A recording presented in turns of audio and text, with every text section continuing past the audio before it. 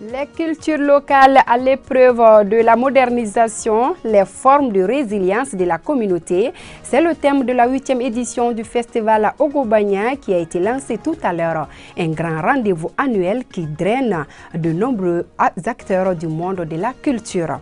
Journée de salubrité en commune 3 du district de Bamako. L'initiative vient des autorités municipales. Elle a bénéficié de l'appui de la population. Bonsoir à toutes et à tous. Merci d'être à ce rendez-vous d'information sur votre chaîne de proximité décalée pour raison du match Madagascar-Soudan, un match soldé par le score de 3-0. Je vous le disais à l'instant, la 8e édition du festival Ogobanya s'est ouverte cet après-midi à la place du Cinquantenaire. Depuis 8 ans, les organisateurs s'attellent à créer un espace culturel pour favoriser le brassage tant souhaité par les acteurs culturels. Pour cette édition, le thème retenu est les cultures locales à l'épreuve de la mondialisation, les formes de résilience des communautés. Pour cette année, l'invité d'honneur est la communauté Kel Tamashek à Stanso. Rencontre culturelle où le mot d'ordre est le brassage entre les cultures maliennes, le festival Ogobanya a ouvert ses portes. 8 ans déjà que l'événement s'est inscrit dans l'agenda culturel du Mali. Pour cette édition, la thématique porte sur les cultures locales à l'épreuve de la mondialisation, les formes de résilience des communautés. C'est un thème qu'on a mis cette année pour demander au peuple malien d'être résilient sur tous les plans. Parce que c'est la vogue dans tous les secteurs, dans tous les domaines. Donc la résilience est très très importante. Et les cultures que nous avons aussi doivent être résilientes. C'est pourquoi on amène la culture Dogon du pays Dogon jusqu'ici pour que la résilience puisse être vraiment bien établie. Aujourd'hui, je pense qu'il y a une convergence de vues autour de l'importance de cette activité sur la scène nationale. Parce qu'elle permet, au-delà des retrouvailles de la communauté Dogon, elle permet de nous faire vivre justement cette culture de notre pays. Créé par la communauté Dogon, le festival Ogobanya est désormais le patrimoine de toutes les cultures maliennes et de certains pays de la sous-région, en témoigne la présence de la Guinée, pays frère du Mali.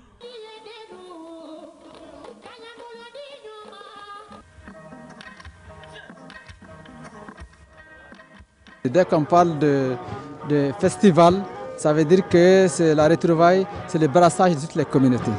Et le festival Ogobanya, initié par les Dogons, par la communauté Dogon, qui sont nos cousins d'ailleurs, nous l'applaudissons, nous l'encourageons, nous le soutenons. Vu les conflits dans le pays actuellement, on a choisi les Tamasek, compte tenu que c'est nos cousins.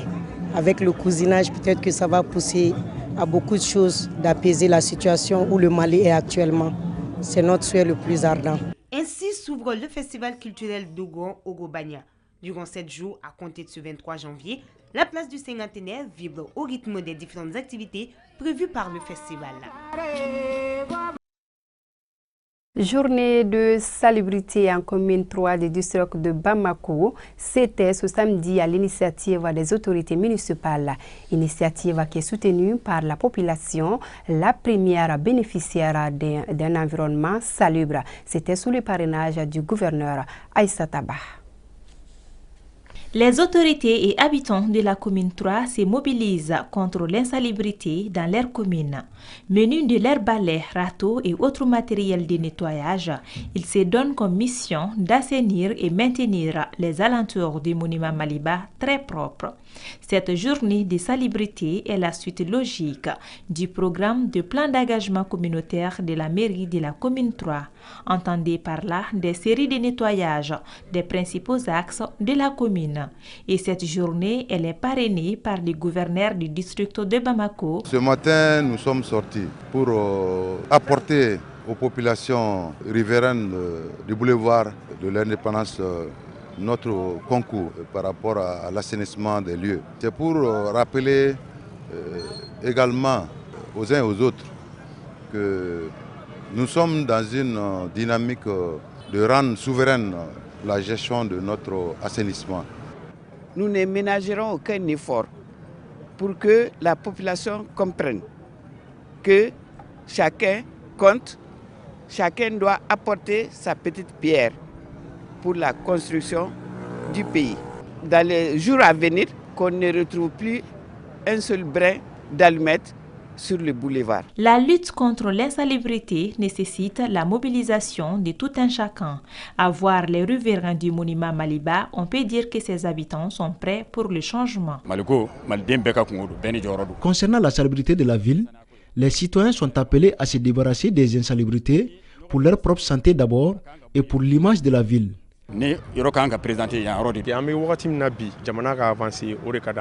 Tout le monde est pour le changement en cette période. Comme l'a dit le président de la transition, que s'il échoue, c'est toute la jeunesse malienne qui aura échoué. Nous étant l'avenir de la nation, on s'engage. Moi, j'aurais souhaité qu'on mette en place un comité de suivi et de ramassage des ordures chaque fin de semaine. Le boulevard du monument Maliba est un patrimoine commun et la vitrine de la commune 3 ainsi que de tous les quartiers riverains. Pour sa protection, chacun doit s'y mettre. Autonomisation de la gente féminine, l'entreprise Awasuko y joue sa partition. En effet, la structure vient d'initier une session de formation à l'intention d'une vingtaine de jeunes filles et de veuves. La formation en question porte sur la saponification et la fabrication de l'eau de Javel. Aïssata Saloumaïga. Le processus d'autonomisation des femmes maliennes par la formation et l'apprentissage est enclenché depuis plusieurs années dans notre pays. Ainsi, plusieurs associations et ONG soutiennent les initiatives allant dans ce sens. C'est comme le cas de ce jeune étudiant du nom de Alou Traoré qui vient d'initier une session de formation en saponification à l'intention de plus d'une vingtaine de jeunes filles et de veuves de Wolof-Bougou et ses environnants. On a organisé cette formation pour réduire le chômage afin de créer l'auto-emploi à l'envers des filles et des filles. On est là aussi économiquement que les femmes soient autonomisées. Pourquoi autonomiser? Si la femme n'est pas autonomisée, rien ne va.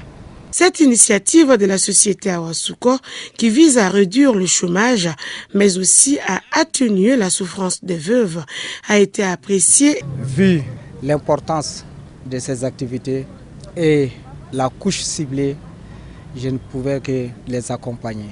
À l'issue de cette première session de formation de la société Awasuko, les participantes devront se familiariser avec les techniques de fabrication du savon moderne et de l'eau de Javel.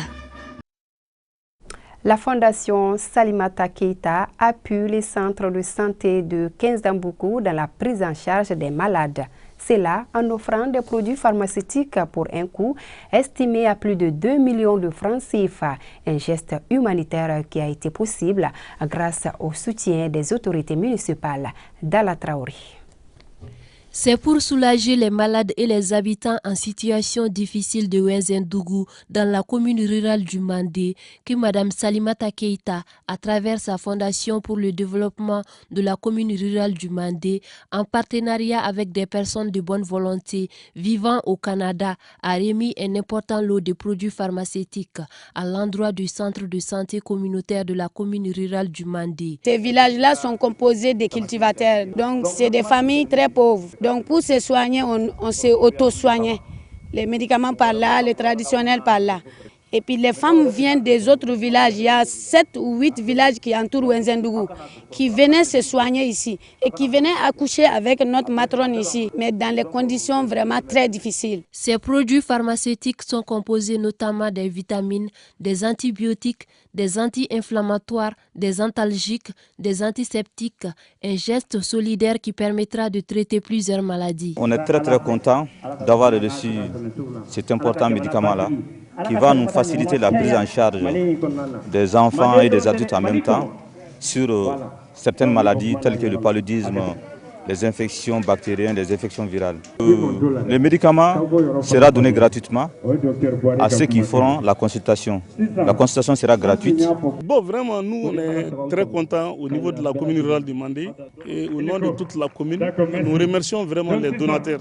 Donc, c'est une fierté pour nous d'être là aujourd'hui la soutenir, l'encourager et la remercier.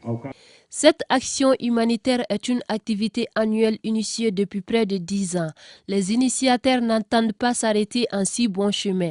C'est pourquoi ils comptent équiper un bâtiment en chantier et réaliser d'autres projets pour le centre au plus grand bonheur des populations.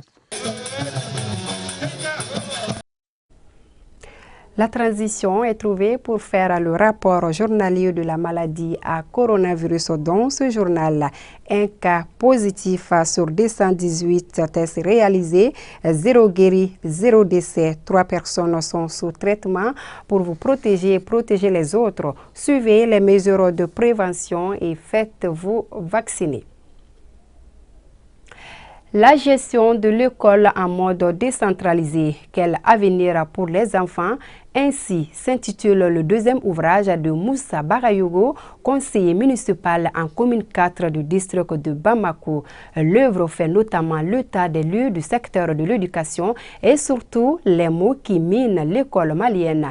Le lancement de cette parution était à la faveur d'une rencontre qui vient de se tenir à l'école du fleuve à Djikoronipara, à Mariam Boubacar Maïga. La gestion de l'école en mode décentralisé au Mali. Quel avenir pour les enfants?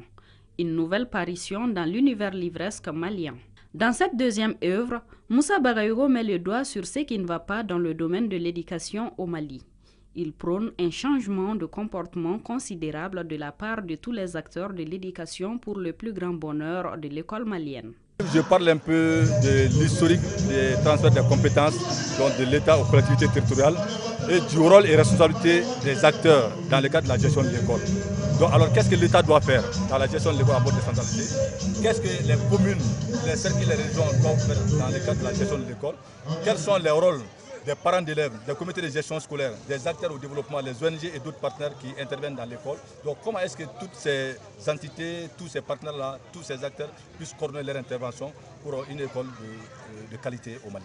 Ce livre témoigne non seulement l'intérêt de l'auteur pour l'école, mais aussi son parcours brillantissime dans le domaine de l'éducation. Voilà pourquoi ses proches restent convaincus de l'apport prochain de cette œuvre dans le redressement de l'école malienne. Ce document permettra aux différentes collectivités de s'imprégner davantage sur les conditions de gestion de l'école malienne. Parce que nous avons fait un constat aujourd'hui, l'école malienne est complètement abandonnée. À commencer par la mairie qui a ses représentants au niveau des écoles, qui sont les CESES, qui doivent être formés même par rapport à ce document. Désormais, les écoles seront correctement gérées par ces CESES. À travers cette publication, l'auteur contribue à sa façon à dénoncer les insuffisances dont souffre l'école malienne. Aussi, l'œuvre sert de contribution aux actions susceptibles de redresser le niveau de plus en plus rudimentaire des élèves. De la publication d'ouvrages à la lecture, cette fois-ci, nous sommes à l'école Ismaël Diawara, un établissement privé à Kinzambougou, en commune 2 du district de Bamako, et ont pris part des candidats présélectionnés du cycle primaire du dit établissement. Le but est de contribuer à la culture de l'excellence. À Bakari Kabadjakite. Samba est malade. Depuis hier, il est resté au lit. Une nation qui lit est une nation qui gagne, disait Nelson Mandela. C'est dans cet esprit que ce concours de lecture est initié par le comité de gestion scolaire de l'école Ismaël Diawara. Le jury a primé 12 élèves à l'issue de la phase de présélection de ce concours de lecture. Je suis content pour avoir occupé la première place. Je salue mes parents. La lecture permet d'acquérir le savoir et la tranquillité d'esprit.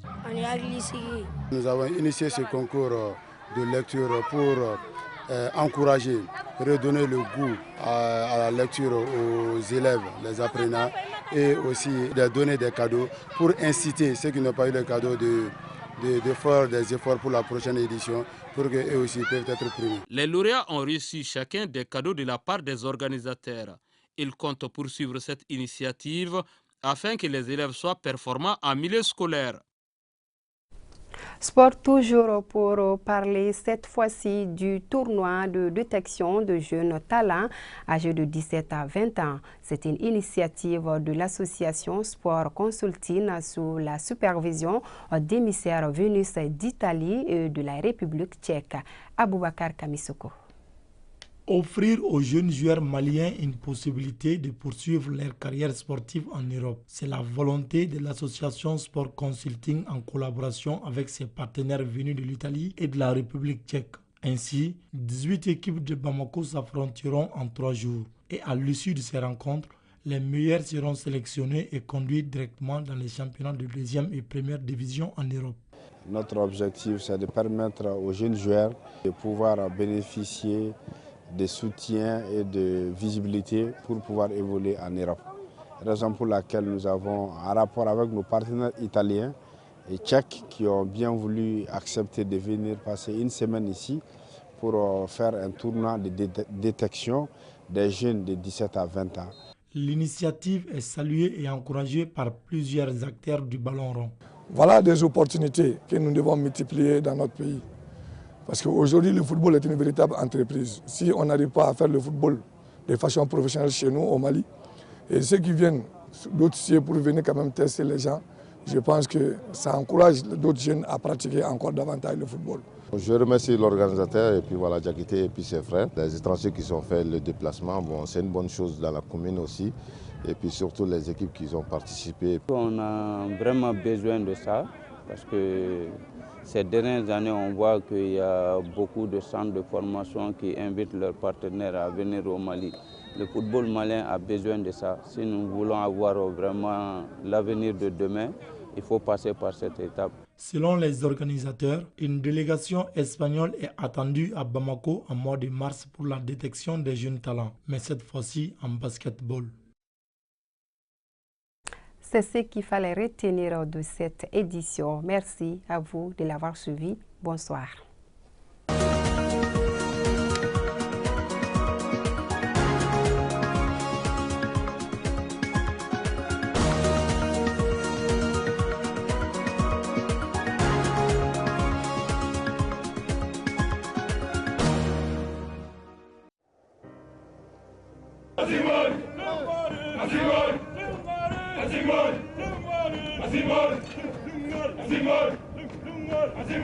Nous laissons derrière nous tout ce que nous avons de plus cher.